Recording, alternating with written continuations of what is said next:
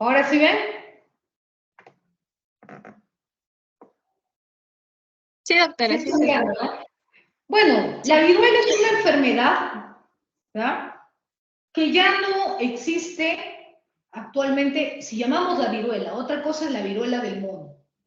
Pero en el sílabus estamos hablando sobre viruela, porque viruela del mono lo vamos a ver en el seminario. Es una enfermedad que ya no existe en nuestro tiempo, ¿ya? Pero sí es importante tocarla porque fue un problema de salud pública. La viruela mató a muchas personas en diferentes partes del mundo, ¿no? Se dice que fue iniciado en India, ¿no? Y luego se extendió a Asia, luego se vino a Sudamérica, contagiaron a los incas, etc. Hay un montón de información de historia sobre la viruela y que, de verdad, ha creado varios hitos, ¿no? En ello, la importancia de la creación y la importancia de la vacunación para poder combatir enfermedades. Entonces, de la clase de viruela, el objetivo es eso: entender por qué es importante la vacunación. Porque cuando la viruela se instaló acá en el Perú, ¿no?, mató a miles de personas. Y solo porque la Organización Mundial de Salud puso un esquema de vacunación dirigido para la población obligatoria, se pudo detener esta pandemia, ¿ya? Pero si lo tomamos a la actualidad, ¿por qué regresó la viruela, pero la del mono? Porque tenemos muchas personas a las cuales son personas antivacunas, ¿no? Y si bien ahorita ya no es parte del esquema de vacunación la viruela, como son virus salvajes, porque no son virus creados, estos pueden mutar. Aunque toda la población ha cumplido con el esquema de vacunación, mutan y pueden transformarse en otro tipo de virus, como en este caso, el del monkeypox, o también viruela del mono. Siguiente, a ver.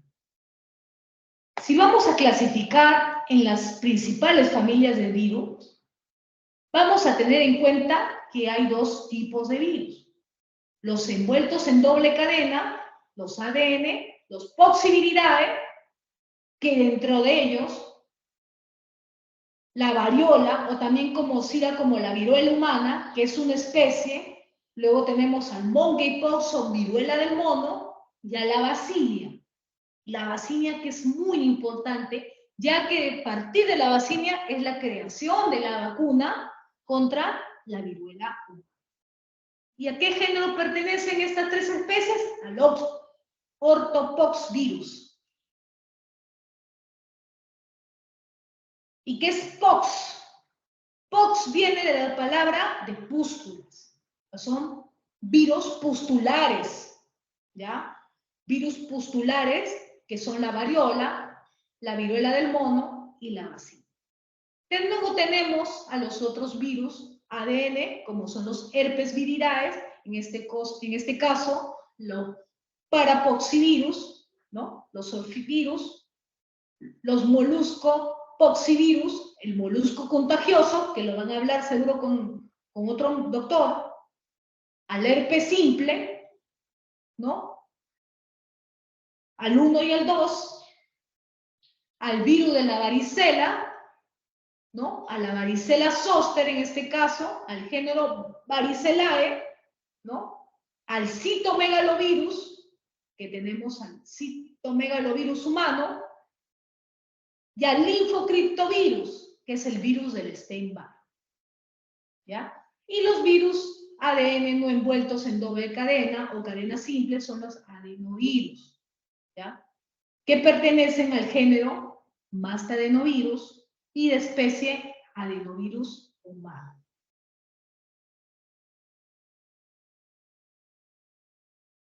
Entonces, ustedes pueden ver esa fotografía que aproximadamente en 1969, por todas las campañas de vacunación, se logró erradicar la viruela.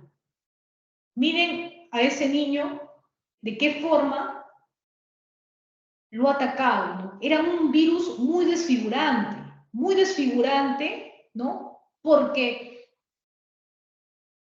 como ustedes pueden observar, la persona que lo tenía prácticamente tenía huellas, cicatrices le dejaba en su piel que probablemente traía a futuro problemas psicológicos en los niños, en los adolescentes, en este caso, ¿no?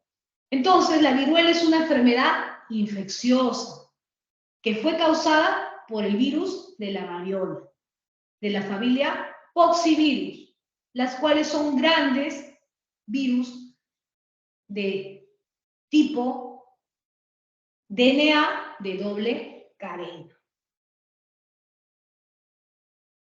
El nombre viruela proviene del latín varius, variado o variopinto, y se refiere a la erupción papulovesicular que evoluciona a unas pústulas y que se presentan en la cara, en el cuerpo de una persona que está infectada, como vemos en la fotografía.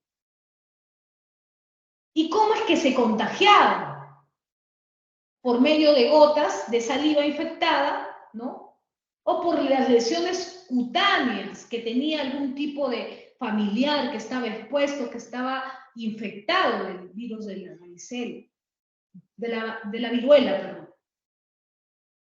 O también porque compartían artículos contaminados o fomites también, ¿no? De esa manera se han documentado mucho sobre la historia de la viruela, en este caso. Se han encontrado, por ejemplo, que en Egipto había momias, ¿no? Que eran responsables, ¿no? Que estaban ya en la parte ósea de las momias, ¿no? La figura ósea se veía también ya alterada por este virus, ¿no? De estas momias encontradas en Egipto, ¿no? Porque habían sido disecadas, ¿no? De esa forma. Entonces ya se veía cómo es que habían atacado desde hace tiempo, ¿no? Este virus, ¿no? Y que en 1969 se pudo declarar fin de esta pandemia. El agente, y muy importante el factor de virulencia, ¿no? Y a mí siempre me gusta tomar en el examen, ¿no? Que tienen que tener en cuenta, aquí está. ¿A qué familia pertenece? Poxovirida.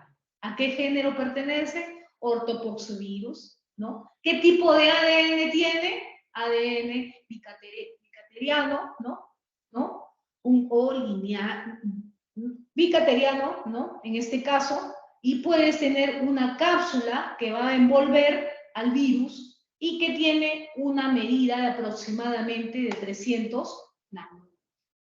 Esta cápside va a ser ligeramente asimétrica. Como ustedes pueden observar en esa fotografía electrónica, tiene forma de ladrillo, ¿no?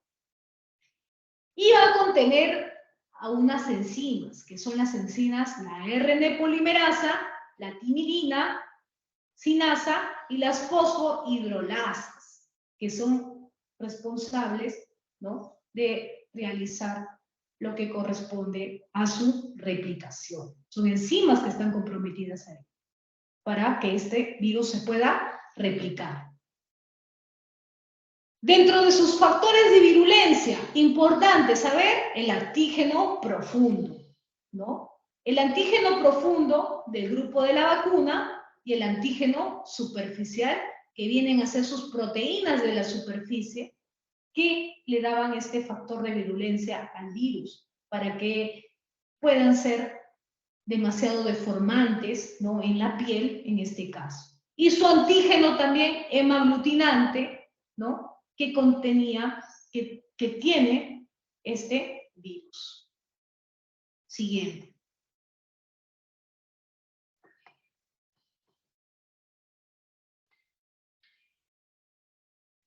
Un poco de historia es que se cree que surgió en las poblaciones humanas aproximadamente 10.000 años antes de Cristo. En India creían que la viruela se debía a una bendición de la diosa Shitala, ¿no? Pero se observó que en Europa fue una enfermedad devastadora, ¿no? Se extendió en forma de epidemia y ha matado a miles de personas y ha quedado desfigurada millones de esas, ¿no? Aproximadamente en el siglo XVIII. Cuando se realizó la conquista en América, es donde ellos traen este virus, ¿no? Los españoles, y lo llegan a los indígenas, ¿no? Que carecían totalmente de defensas ante esta enfermedad para ellos, que hizo un colapso demográfico, ¿no? En poblaciones nativas y también colaborando con la guerra con los conquistadores, ¿no? Ahí vemos un dibujo de cómo los indígenas estaban enfermos, ¿no? Y bueno, todo esto fue a causa de la conquista de América, porque los españoles también traen a Perú esta enfermedad. Entonces, tenemos a un importante científico, ¿no? Que es Edward Jenner, ¿no? Que tuvo la idea de inocular a una persona sana con la viruela de las vacas para conferirle la inmunidad frente a la epidemia. Y de esta manera, ya Jenner fue quien abrió las puertas a lo que es la vacunación. Y en 1967, la OMS lanza un programa dirigido a erradicar la viruela. Y el último caso que fue ocurrido de este virus, ¿no? Fue en Somalia en 1977. Entonces, la OMS erradica mundialmente la viruela en 1979 y fue aceptado en 1980 en marzo, ¿no? Esta es la imagen que les he traído para que ustedes puedan observar la última niña que fue infectada de manera natural de la cepa de viruela, ¿no? En Bangladesh en 1975. Pero si se dan cuenta, si yo les comparo esta imagen de esta niña con esta niña que es diferente, ¿no? De ahí, la primera niña que he puesto, es muy deformante. Miren cómo son las lesiones pustulares, ¿no? Las lesiones papulovesiculares que se observan son grandes, deformantes. ¿Por qué? Porque han pasado años en los cuales el mismo sistema inmunológico ha podido tener defensas propias, crear, ¿no? Inmunoglobulinas propias para hacer que esta enfermedad ya no sea tan desfigurante. Y al pasar de los años, así como el COVID, ¿no? Como la epidemia del COVID, en los primeros años, en el 2020, mató a muchas personas, pero ahora nos da como una gripe fuerte, ¿verdad? Entonces, igual, esa es la característica, su factor de virulencia de los virus para que ustedes tengan en cuenta. Que al pasar de los años, su infectividad, ¿no? O su poder de destrucción no es igual que cuando inicia, que cuando van pasando los años. Entonces, tengan en cuenta eso. ¿Y cómo es que en el cuadro clínico? Tenemos etapas, ¿no? Una etapa de incubación en donde nuestro paciente estaba expuesto, ¿no? A otro paciente con viruela, pero no tenía ningún signo de contagio, no tenía ningún signo o síntoma, ¿no? Y este periodo es llamado el periodo de incubación, que duraba entre 7 a 17 días, pero sí ha estado expuesto con otro paciente o ha compartido algún tipo de material de un paciente contagiado y está en periodo de incubación. Luego tenemos los síntomas iniciales o prodrómicos, ¿no? Que dura entre 2 a 4 días, que puede ser contagioso, ¿ya? Observen el cuadro clínico. Entonces, cuando ya comienzan los síntomas iniciales, este paciente es propenso a contagiar, ¿no? ¿Y cuáles son esos síntomas? La fiebre, los escalofríos, la mialgia, los vómitos. Y el tiempo en que duraba este cuadro prodrómico es de 2 a 4 días. Luego de ello, iniciaba la etapa del rash temprano. Y el rash temprano, el tiempo en el que dura es de 4 días. Y era la etapa más contagiosa, donde usualmente a los pacientes se los aislaba, ¿no? Se los aislaba, así como en la viruela del mono hemos visto también que a los pacientes que estaban infectados se les aislaba, había un aislamiento de monkeypox, ¿no? En esta etapa, a los de la viruela, en este caso variola, ¿no? Se aislaba también porque duraba este rash temprano 4 días y era la etapa más contagiosa. Las erupciones emergen en la lengua, en la boca y se extienden desde la cara hasta los brazos, a las piernas y usualmente estaban en todo el cuerpo en medio de 24 horas. O sea, el paciente iniciaba sus erupciones y en 24 horas ya teníamos todo el cuerpo lleno de estas pústulas, ¿no? Estas lesiones vesiculares. Y luego del cuarto día, esos abultamientos se llenan de un líquido espeso, opaco, y a menudo presentaban un hundimiento en el centro que parecía un ombligo. Miren ese pie, miren esa característica de lesiones, ahí está, que parece un ombliguito. ¿Ven un hundimiento al centro de la lesión? De los abultamientos que presenta en el pie de este paciente, esa es la característica del cuadro clínico, ¿no? Que podemos ver de la viruela. Luego del rash temprano tenemos el rash pustular o postular, que dura 5 días y que también es contagioso, pero no tanto como el rash temprano. Y ustedes pueden observar que esos abultamientos se van a convertir en pústulas muy grandes, generalmente redondas y firmes al tacto. Y estas pústulas, ¿no?, van a ser las que próximamente van a caer y van a deformar al paciente, ¿no? Y luego tenemos el rash pustular, la etapa de pústulas y costras, que dura aproximadamente 5 días y que también es una etapa contagiosa, ¿no? Y luego venimos a la etapa de la resolución de costras, que dura aproximadamente 6 días, que también es contagioso, en las cuales las costras comienzan a caerse y dejan marcas en la piel que por último se convierten en cicatrices en forma de hoyos.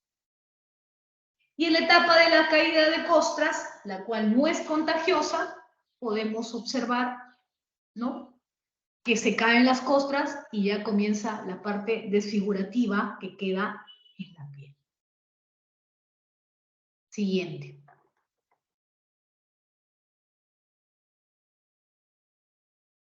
El diagnóstico que se realizaba, ¿no?, en ese tiempo eran métodos moleculares de reacción de cadena de la polimerasa, pero que eran muy simples, ¿no? No como actualmente que tenemos PCR a tiempo real, no. Eran métodos moleculares que también habían desarrollado la Organización Mundial de la Salud para poder detectarlos.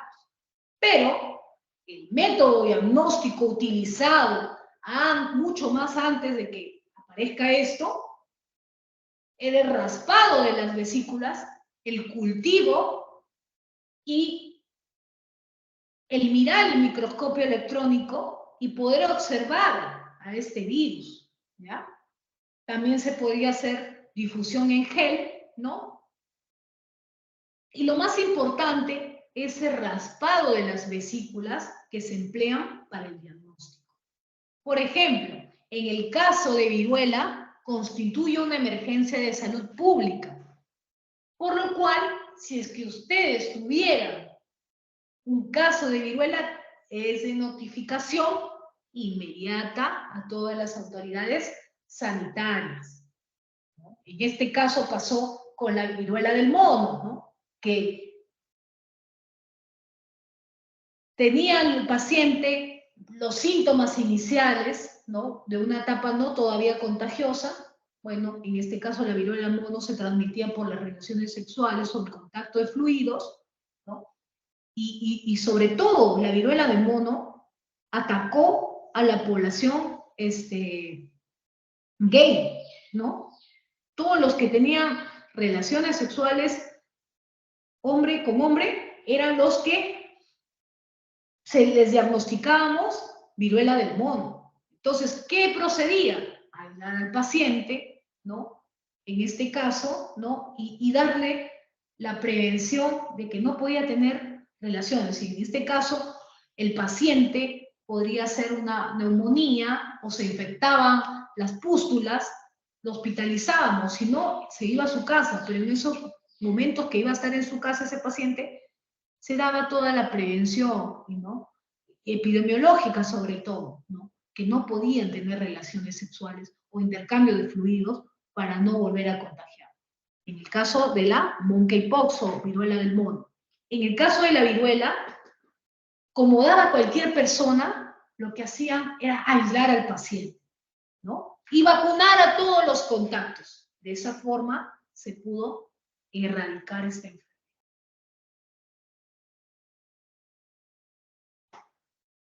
El tratamiento, para que ustedes sepan, en ese tiempo no hubo tratamiento. Al que le daba la viruela, no es que se le podía dar antivirales, no había, chicos, no funcionaba, ¿no? Lo único que había en el tratamiento era la vacuna administrada hasta 4 días después de la exposición del virus y antes de que aparezca el rash, lo cual daba una inmunidad protectora y prevenía que el paciente haga infección o que la enfermedad no se haga tan grave, no tan desfigurante. Entonces el tratamiento prácticamente era la vacuna, ¿ya? Y la vacuna está hecha del virus de la vacina, ¿no? Que también es un poxivirus. ¿Qué efectos secundarios había? Este virus puede causar reacciones leves como una erupción, fiebre, dolores en el cuerpo, en la cabeza, y puede ocurrir complicaciones si el sitio que ha sido vacunado entra en contacto con otras partes del cuerpo o con otras personas.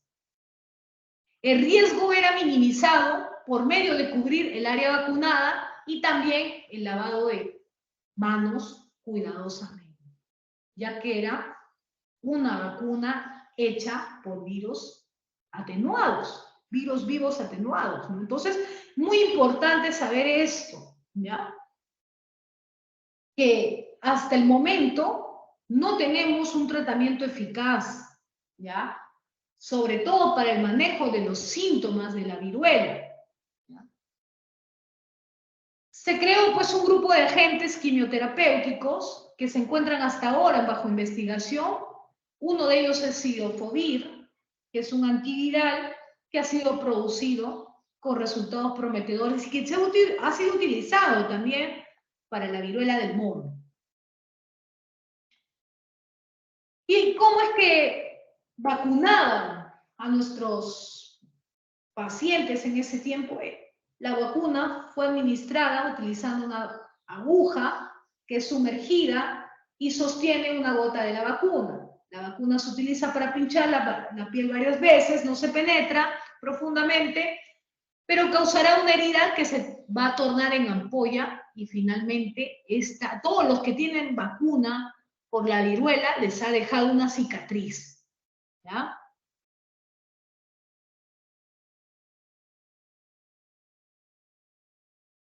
Y acá ustedes pueden observar, pues, cómo es que la forma de vacunación, ¿no? En el cual era en el hombro, ¿no? Que utilizaban la aguja, ¿no? Y la seguridad con la cual tiene que ser realizada porque la vacuna, como es de un virus, ¿no?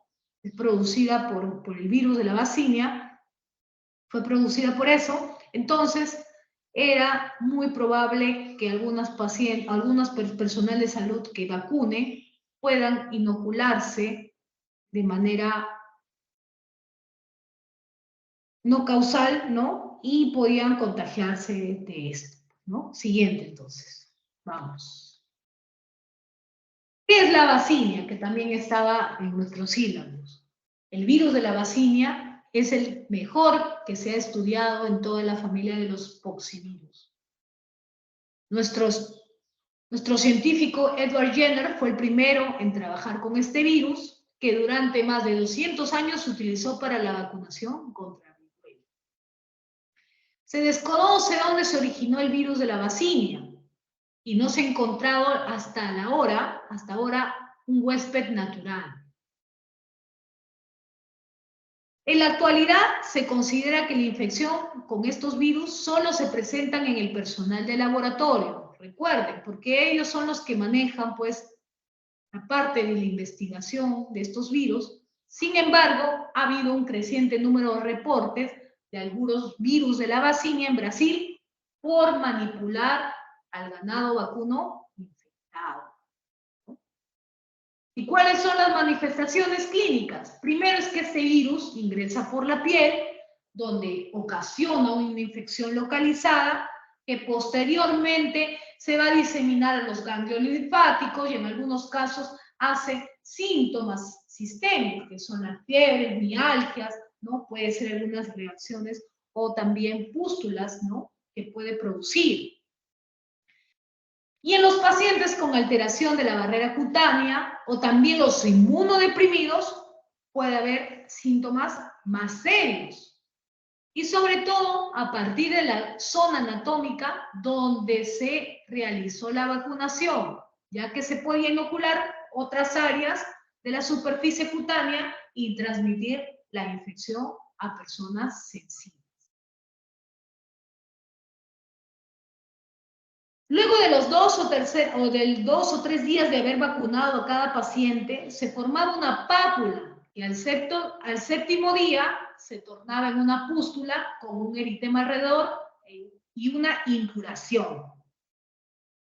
Luego de ello teníamos que seguía una linfoadenopatía regional y en algunos casos producía malestar, fiebre y por último viene la etapa costrosa, ¿no? Que deja una cicatriz deprimida característica. Ustedes pueden preguntar a sus abuelos o a sus tíos, ¿no? Que ya tienen 70 años, que les enseñen la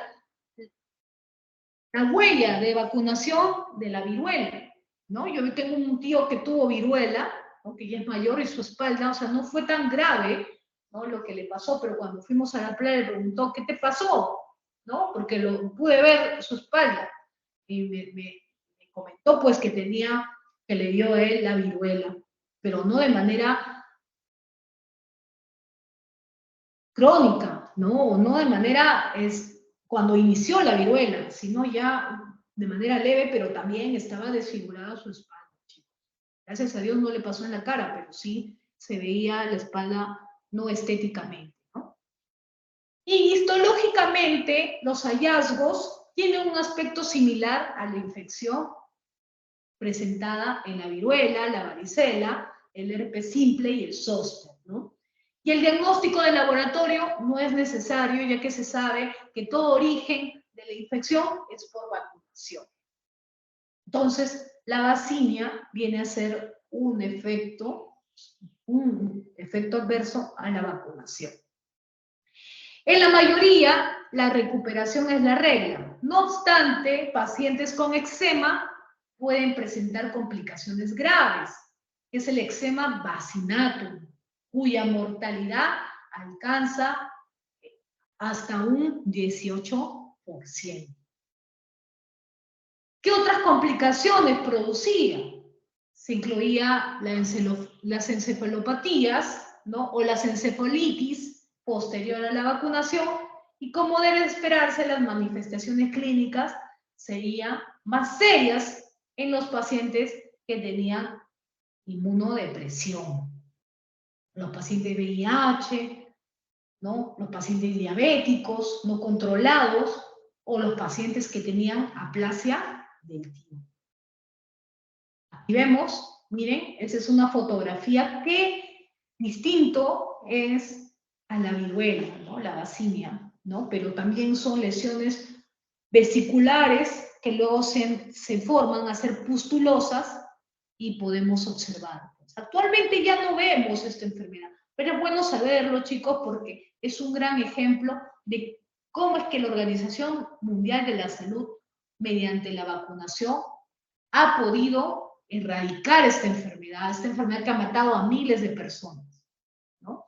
Entonces, no sé si tienen alguna pregunta, algún comentario. Esas son las dos teorías que me tocaban el día de hoy.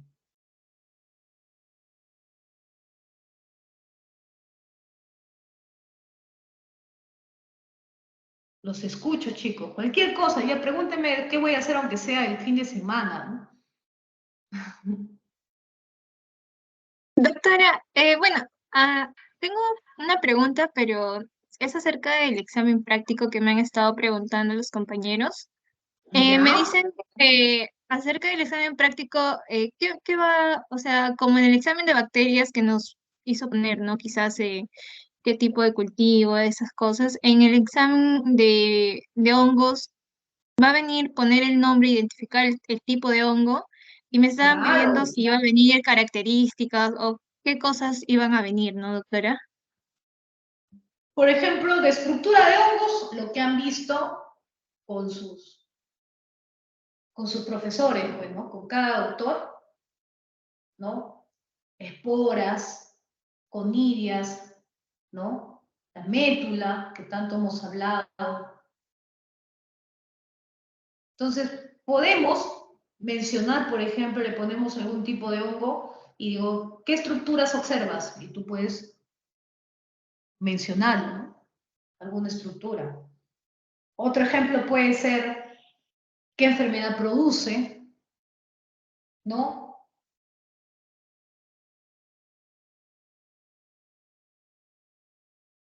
Que se Doctora, van a transmite, ser porque eso 10 también ha llegado a su 10 carrera. preguntas, 10 preguntas Son como la 10 vez nomás, pasada. chicos. De todos Ya. los hongos que han visto solo van a ser 10. Nada más, De las, 10. Y dos de las 10 alternativas. láminas, ay, 10 de las 17 son láminas, solo 10.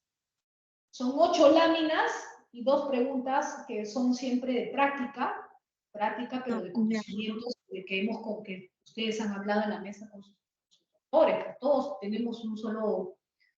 Nosotros todos nos dirigimos cuando les enseñamos a ustedes con la misma línea de sílabos. Entonces todos hemos hablado lo mismo. No es que la doctora me va a hacer vernos otra cosa, no. Todos hablamos igual con los médicos. Entonces, chicos, no sé si tienen alguna otra pregunta. Lean, chicos, lean, no se olviden de leer. ¿Ya? En mi clase de bacteriófagos, lean las diapositivas, ¿no? Acuérdense de los ciclos, que eso me gusta preguntar, ¿ya? Las diferencias de los ciclos, puedo decir cuál es incorrecta, ¿no? Puedo añadir que algo sobre del ciclo lisogénico, que es algo del ciclo lítico, y no es, ¿no? Una incorrecta. Entonces, estúdienme en eso, ¿no? Estúdienme en eso y la parte de la varicela, lo que hemos hablado, ¿no? De las manifestaciones clínicas, ¿no? Las fases, ¿no? Pustular, la costrosa, la duración de los días. Eso es importante porque ustedes tienen que ya entrar al área, ¿no? De, ¿cómo se llama? De que son, pues, ¿no? Formarnos paramédicos. Entonces, eso es lo que nosotros tenemos que tener en consideración y saber más, ¿no? La parte clínica y el agente infeccioso y el factor de virulencia, porque eso es nuestra función saber. Diagnóstico, sí, tenemos que saber también conocerlo, pero no es que les vaya a preguntar en qué medio de cultivo se sembró la viruela por primera vez, no. Entonces ustedes tienen que saber las generalidades sobre todo, ¿no? De la enfermedad, las manifestaciones clínicas, ¿no? La prevención y eso. Bueno, chicos, ha sido un gusto. Gracias, Que, doctora. Sí. que tengan Doctora, no se un olvide buen pasarme las fin de semana. clases, por favor. Ahorita mismo te lo paso, ¿ya? Un buen fin de semana. Cuídense mucho. Hasta luego. Nos vemos el miércoles, doctora, en el laboratorio.